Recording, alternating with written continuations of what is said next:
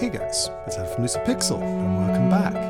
I have a bit of a different video for you today. I haven't actually ever done anything like this before. It was actually inspired by an email I received recently from a friend who was asking me, how do I balance all of these things that I do? My life demands a lot of me. I run a YouTube channel, I run a full-time school, I train 6 days a week, I produce and edit all of my own videos and all this kind of stuff. How do I manage this? Now, the answer I usually end up giving, I think the most logical answer I end up giving people is, well, here's a breakdown of my entire week. Here's my schedule. This is how I work it out, so that people can just see how I structure myself and how I organize my thought and how I prioritize my time. And since I receive this kind of question fairly often, I thought, well, screw it. Why don't I just make a video and I'll share my week with you? I have my app that I use to organize my schedule, and I'll run you through it. And maybe that'll give you a little bit more insight into it. And I'll be very candid. I'll give you all the little fiddly little details about what I eat and what I do and how much time I spend doing certain things and how I've streamlined this process over decades of my career, particularly in the last 12, 13 years since I started my YouTube channel and my school, and I had to self-organize myself a little bit more than usual. I've really refined this quite a bit. So, to jump straight into it, I think if there's an overlying theme that I discovered, that I realize about myself when I go over my weekly schedule, and there's my cat meowing in the background. Is that Link or Gimli? Gimli, hi. What are you doing? Who are you meowing at? He always knows when I'm recording, by the way. That's why he always does this. What are you doing? You always start meowing when I start recording. Hi. How you doing? Yes, here we go. Okay. And he makes me completely lose my trail of thought. What the hell was I talking about, Gimli? I forgot. Anyways, he disturbs me. I'm busy, man. I don't have time for furry things. I work now. I work. Don't be cute. Not time for cute. Okay, I digress.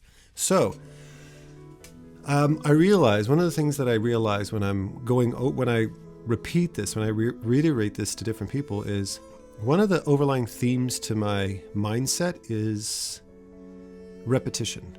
Repetition and consistency. I think those are two major things. As far as getting it all to function well and streamline it, what I very much focus on is the reduction of friction, which can also be, a euphemism for that could also be minimalism. Only doing the stuff that is entirely necessary and trying to remove the things that consume time that I'd rather spend towards other things. Okay, so remember the words consistency and friction, or friction reduction. You're going to see that as an overlying theme. And of course my bloody neighbor starts doing, give me a sec. God damn it.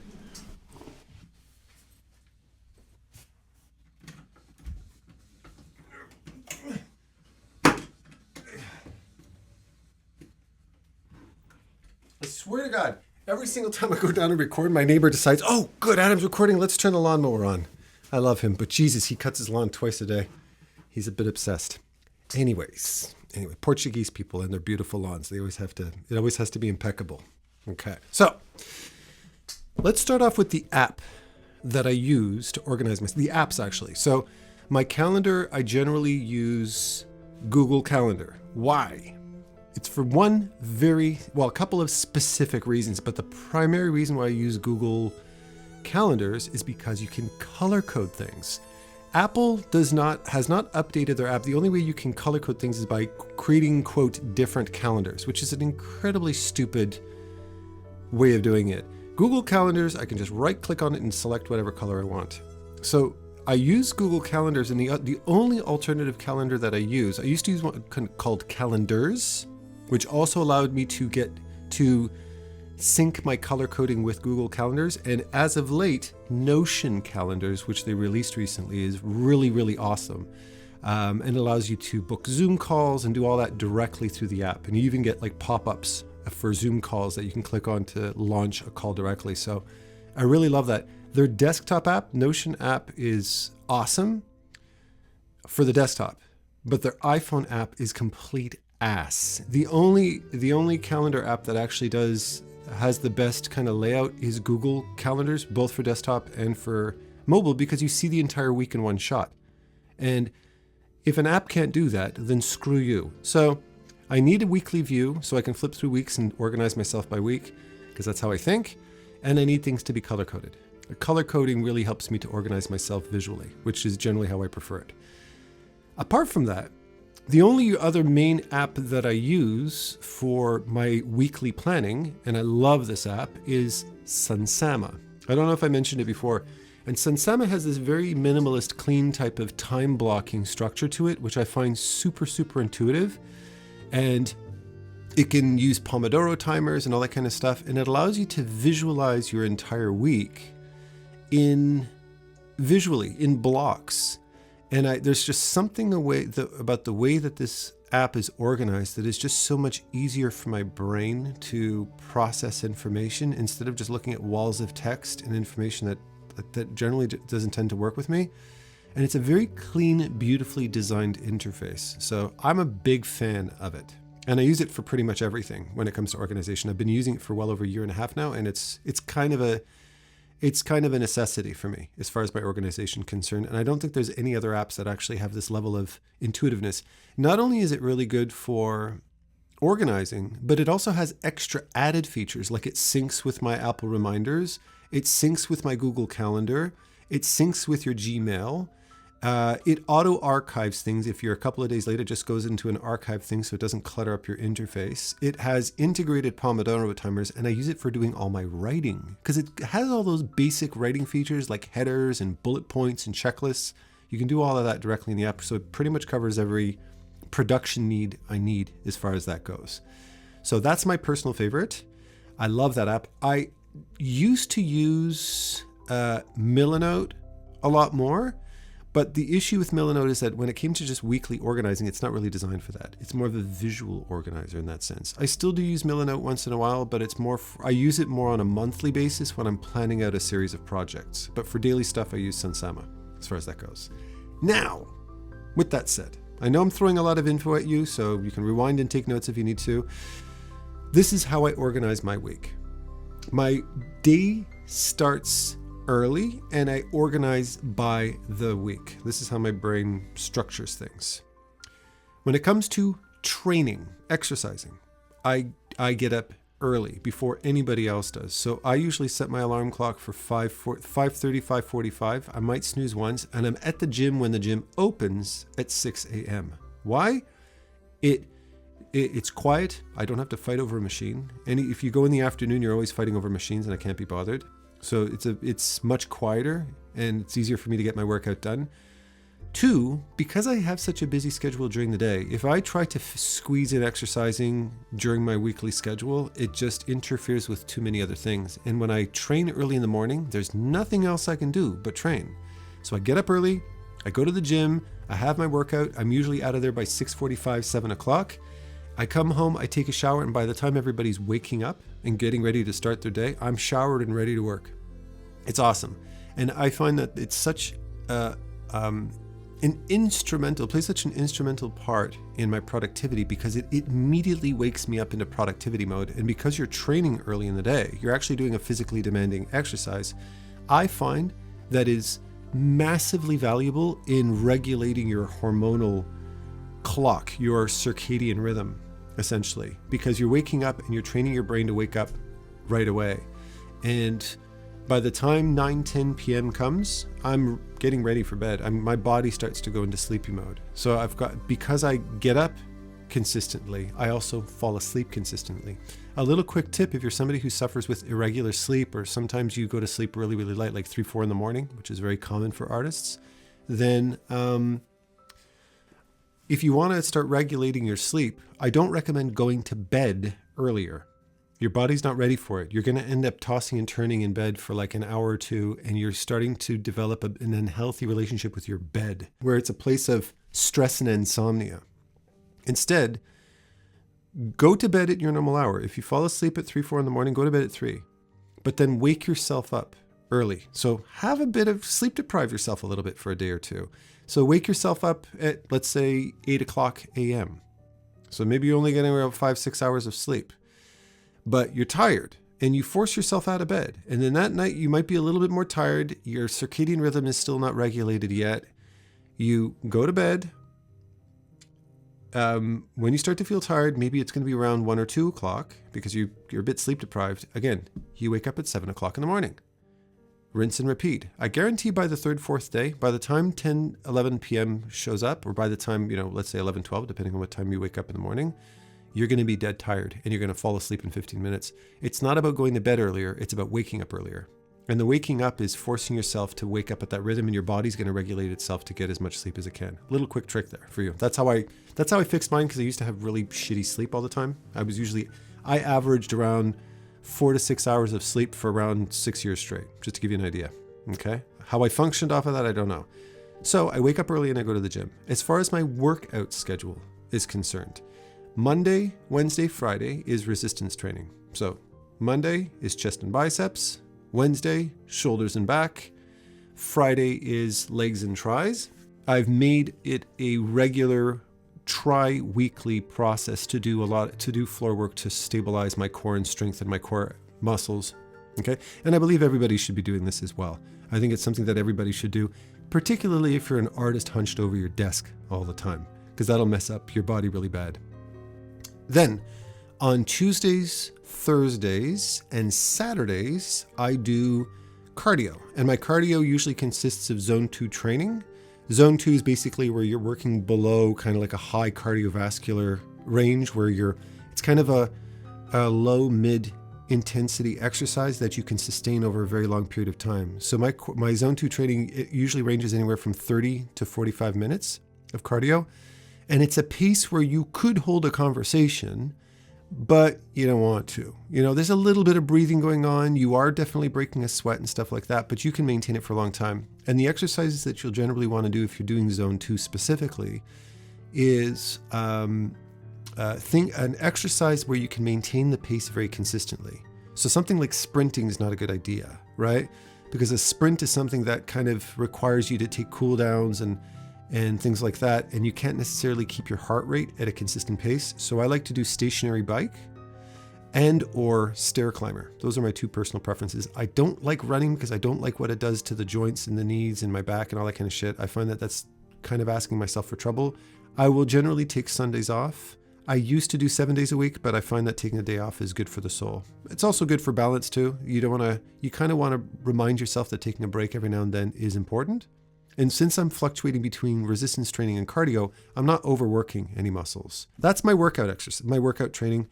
By 7 a.m. to 7:15 a.m. latest, I am done my workout, I'm showered, and I'm ready to work. Okay? Once that's done, I like to journal in the morning. I try to journal at least once every 1 to 2 days. And I like traditional journals, so I have what are my journals here? Rhodia. I have the Rhodia books, which with the Clairefontaine paper, which is my personal favorite. And I have a couple of my favorite fountain pens because I like the ritual of writing. So I have fountain pens. I have a couple of Pilots and a couple of Faber-Castells and Lamy 2000 as well. A couple of really nice pens and stuff like that. I think my personal favorite pen is my Pilot Custom 923. I love that one. It's my favorite pen. It's a lot of people's favorites. Now, I journal. If I don't have time to journal, I always do have time to draw. So since drawing is a very important part of my artistic health, I like to do that daily if possible, time permitting. And I usually schedule in a minimum of 30 minutes a day. I don't necessarily need to overdo it. If I have more time, I'll do more if I'm in a zone. But if I only have a bit of time in the morning, it's usually 30 minutes. I set my Pomodoro timer on my Sunsama app and I just get going and I just draw. After that's done, I usually draw all the way up to the point where I start my morning class. And my first morning class is at 9 o'clock a.m. Eastern, and I teach from 9 to 11 a.m. And then after that's done, after I teach my morning class, I have my first meal of the day because I have been intermittent fasting now for around 3-4 years. I can't remember exactly how long.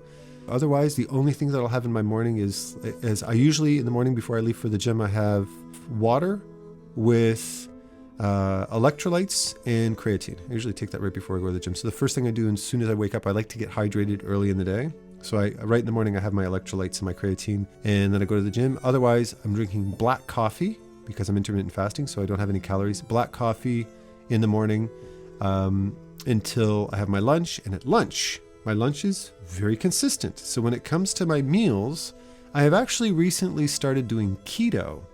And I'm not a nutritionist, so I don't want you to start eating alternative diets until you really do your homework and shit like that. But I've decided to try getting into keto recently for a very, very specific reason. For some reason in the last year, maybe it's age related, maybe it's something else, but I have been I would get crazy, like rabid carb cravings at exactly 7 p.m. So after dinner time, I would just go into blind mode. I wouldn't even be able to control my cravings for carbs. Very often sugar related, so anything unhealthy. So I'd basically be eating all day, and then in the evening I would completely fuck up my diet by having just like binging on shit. And I was like, I gotta do something about this. One of the things I learned was that keto, being a higher fat, lower carb diet, fat is very satiating. And I realized probably one of the issues that was causing me to crave so much is because I was intermittent fasting. My brain was so acclimatized to intermittent fasting.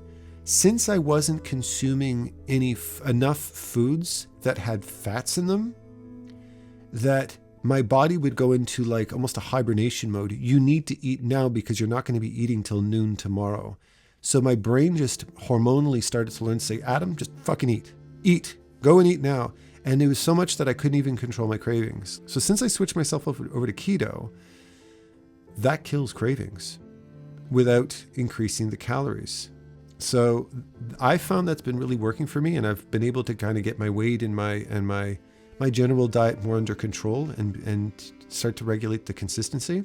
So as far as what I eat, at lunchtime, I always have a big salad with mixed greens. It used to be spinach specifically, but I realized that spinach is very, very high in, can't remember the name of it, that can lead to kidney stones. Switch from greens to a spring mix that includes spinach in it, but it's also got a lot of other mixed greens in it. So I'm not just going pure spinach salad because that can overdo it.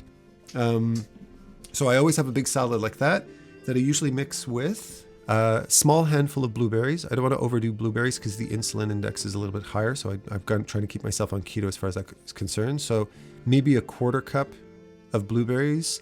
Then I have a protein shake mixed with protein. And I started taking collagen recently, type 1-3 collagen for skin and stuff like that. That's my shake that I have with my lunch. And then I used to have a regular latte with coffee.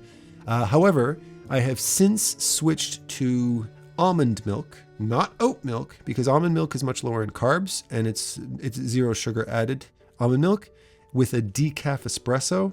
That's my vanilla almond milk unsweetened. And I'll also have for my supplements, you taking notes? I told you I was going to throw a lot of shit at you. For my supplements, I take vitamin C to help with the absorption of collagen. I take B12, I take vitamin D K2 supplement, and then I'll take 3 extra drops of vitamin D. So it's like 4,000 IUs of vitamin D. Oh yeah, I also take selenium because I have hypothyroidism. So I take selenium because selenium is very good in assisting in the conversion of T4 to T3. It assists in converting the inactive form of thyroid to the active form of thyroid. Because sometimes I have Hashimoto's thyroiditis. So for me, one of the main reasons why I switched over to keto is because it's also a carb low diet. And by low carbs also means low gluten. I'm not an anti-gluten person, but I do have hypothyroidism. So when you have hypothyroidism, your body does have a gluten sensitivity, at least in terms of your thyroid. So lowering gluten can very much assist in healing your thyroid. So that's specifically why I don't eat gluten. Otherwise I would be. Okay. So I'm not an anti-gluten advocate or anything like that. Nor am I vegetarian because I eat meat all the time too. After I do that, I meditate. After I eat, I meditate because it's like kind of taking a rest after you eat. And I have the Calm app, and I do 10 minutes of meditation. I do that every day, and I actually use a nice comfortable little face mask to completely block out the light. And I give myself 10 minutes of unwinding. I start if I have videos to produce, which is usually the case, I will either record time-lapse videos and do some more drawing, or I will shoot video, B-roll. I'll do a talking head video along with audio at the same time, and I usually do that around that time after I've eaten something. I record my video. I don't usually edit and shoot on the same day. I kind of like to break those up into different things. And once that's done, once I'm finished doing that, I'm usually ready for my afternoon class, which is 2 to 4 p.m. Eastern time. After 4 p.m., my body is starting to get ready to unwind. That's usually the second time, because I didn't mention it before, it's usually the second time that I check emails and just catch up if there's anything important I need to get back to anybody. So I usually do that in the morning right after a journal and after I finish my afternoon class. And then after that, I immediately start to get ready to have dinner. So I unwind for around 30 minutes after work. And then my dinner is usually 5 to 5:30 p.m. I like to keep my eating window very short. So I don't like to eat after 6. 6 is usually the latest that I'll eat. And my dinners usually consist of a little bit more of the salad, a little bit more of the mixed greens with, again, cherry tomatoes. And I'll have my balsamic vinegar, garlic, olive oil vinaigrette, just a little bit of a side salad. And the meat that I'll usually eat now that I'm on keto is either medium ground beef patty, and or a lovely piece of salmon I usually make salmon and I bake it in the oven with an olive oil, balsamic vinegar, ginger and garlic mix. Very delicious. And I'll have a nice big piece of salmon. Sometimes I'll have half a cup of 2% cottage cheese on the side of that. And for dessert, I'll usually have 1 cup of 5% plain Greek yogurt with another 1/4 cup of blueberries and around half a cup or more of blackberries, because blackberries are actually really good to have on keto because they're probably the lowest berry on the insulin index. You're trying not to spike insulin as much as possible. It's very good for regulating blood sugar. And that's going to be my dessert. And then after that, I'm done eating. Okay, so I'm finished. After that point when I've done that, anything goes. So by the time 6 p.m. hits, I am closing up my day. I might play a couple of games of chess because I like playing on chess.com all the time. Just kind of unwind. I'll usually sit down and I'll watch some videos with Lucas. We'll watch some TV together. Then I might sit down to play some games. As of late, I've been having a lot of fun with VR. So I might play about an hour and a half of VR. My latest game that I've been enjoying a lot is Metro Awakening. Absolute masterpiece for VR. And another thing I've been doing very recently a lot is playing with my friends Lieke and Brad. We've been playing Night Rain every night. So they usually invite me in for, if I can, they invite me in for a couple of runs of Night Rain, and they're absolute badasses, so they carry me all the time. But it's a super fun game. And yeah, it's gaming, it's unwinding, it's playing some chess, it's relaxing, watching shows with my kids or my partner, something like that. And then by 9-10 p.m., I'm starting to get sleepy, and usually by 10:30, I go to bed, and it's rinse and repeat. Now, when I go to bed, I actually prefer to go to bed watching something. And there's a lot of sleep professionals that have always said you should always go to bed in a super quiet place, dark and everything like that. That doesn't necessarily work for me because I find I have a very, very active imagination. And the minute you turn the lights off, my brain just goes into hyper mode. So for me, I need to watch something to distract me to relax. I find that's just a general habit. And who do I like to watch? Who are my favorite people to watch? When I'm painting, VatiVidya. 99% of the time I'm watching Vati's videos. I've been a Patreon of his too, so I get early access to a lot of his videos. His latest one is amazing, by the way. Can't wait for you guys to see it. So I watch Vati videos 99% of the time. When I'm at the gym, I like to multitask. So usually when I'm at the gym, I'm usually listening to an audiobook. And actually, let me go get my app. Are you guys still here? You're still with me? I haven't exhausted you guys? Here, what are my current audiobooks? overlying all of that, I think that's something that overlies all over that. I'm just talking about my daily schedule, my weekly schedule, but there's also how I streamline my work method in my studio for all that kind of shit as well. But I think another very important overlying philosophy is that I do all of these things and I do adhere myself to schedule because it just makes life easier. It's easier to get into a rhythm when you have a rhythm. But if you're trying to create new habits, it's not until you've done it 2, 3, 4 times that it starts to become easy and common to you. So there's always friction when you're trying something for the first time.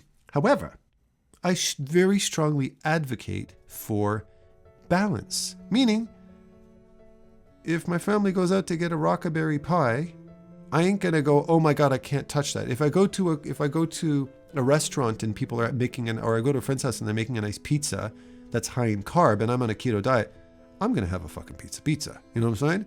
Because I'm not gonna sit there and I'm not so rigid with my schedule that it's completely unbending, because that's when I start to feel like being overly rigid impacts the quality of your life. I can't eat here because I'm on this diet. I can't do this because I've got this lifestyle habit. I like to be able to do things within reason, albeit there's certain things I just generally don't do because they're just generally not good for you. Like drinking, I might have 2 or 3 beers a year. You know, I just don't drink. I quit smoking like almost a decade ago. I smoked for 20 years, but I quit that. So to me, you know, like having a piece of cake, you know, or having a treat or breaking a habit once in a blue moon, I actually don't find it's bad because it kind of shocks the system and that can actually work to your benefit. A lot of people who train say that a cheat day every once in a blue moon, and this is a controversial comment to make, kind of shocks your system. And I have found that it does. So having a piece of cake once in a while kind of forces my body to go, oh, what the fuck are you doing? And then it has to readapt. And that readaptation period can often reap some benefits. Now, that's not scientific fact. This is my bullshit health philosophy that I tell myself. But what it does is it kind of reminds me that not to be obsessive about anything, because I do know people that are obsessive about their health and obsessive about their diet and obsessive about their looks. And when you're obsessive, you start to become inflexible, and inflexibility makes you emotionally brittle. And when you have an emotional brittleness to yourself, then when you do bend, you tend to break. And then you don't just kind of cheat one day, but you end up breaking a habit and getting back into bad habits over the long term. So my general philosophy to productivity and avoiding bad habits is the 2-day rule. I might skip a day of journaling. I might skip a day of writing. I might skip a day of drawing. I might skip a day of something like training, but I'll never skip 2. Because once you skip 2, you're breaking a habit. When you skip 1, you're making an exception for a day. Same thing applies to desserts or doing something that's not ideal for yourself. I might cheat once. About 3-4 days ago, I had myself a bowl of frosted mini wheats and a couple of potato chips, you know, a couple of handfuls of potato chips. But then I didn't the next day, because if I did it a second time, now I'm starting to program my brain to start craving carbs at night, right? So I do it once in a blue moon. And that just says, you know, if I want to have fun and go out and have a party and do something with some friends, I'll do it. But I just won't do it 2 days in a row. I won't party 3 days in a row. That's not my style. So this keeps me generally healthy, more often than not on a healthy pattern. And it allows me to stay consistent enough that when it is time for me to get up and train, when it is time for me to go to bed, when it is time for me to eat, when it's time for me to draw, when it's time for me to be productive, when it's time for me to teach, not only is my body and my brain, but my hormones are all working together in tandem to help me get into that mode very, very efficiently. So don't forget, I think the closing statement to this video is being productive and staying consistently productive requires a lot more than just sitting down and doing something. It's all the lifestyle that surrounds that. So that when you eat and when you sleep and when you wake up and all of these different things that you do and the times that you sit down to do things, that your body is working with you and not against you. And trust me, if you do this for a week, give yourself 5 to 7 days. If you start creating habits, you don't have to copy exactly what I'm doing, but if you start to create habits for yourself and do them consistently every day, by the time you hit that 7-day mark, it's going to be 75% easier than it was the first day you had to force yourself into it. All right. Hopefully you're not asleep. I've probably talked you to sleep right now, but if you got any tips from that, if it's inspired you, if you have healthy habits of your own, or if you have certain things that really help you be productive, then I'm sure everybody in the comments below, everybody in the community would love to hear it, because being an artist, sometimes all we talk about is art. And the artists that I feel that tend to be the most productive, the Tyler Edlins, the Antonia Stappaerts, a very dear friend of mine who just started taking my mentorship recently, who I'm definitely going to be talking about soon, is a super fitness buff, boxer, performer, referenced as she lives this ridiculously productive lifestyle, and she is in shape. So we definitely share notes when it comes to fitness as well.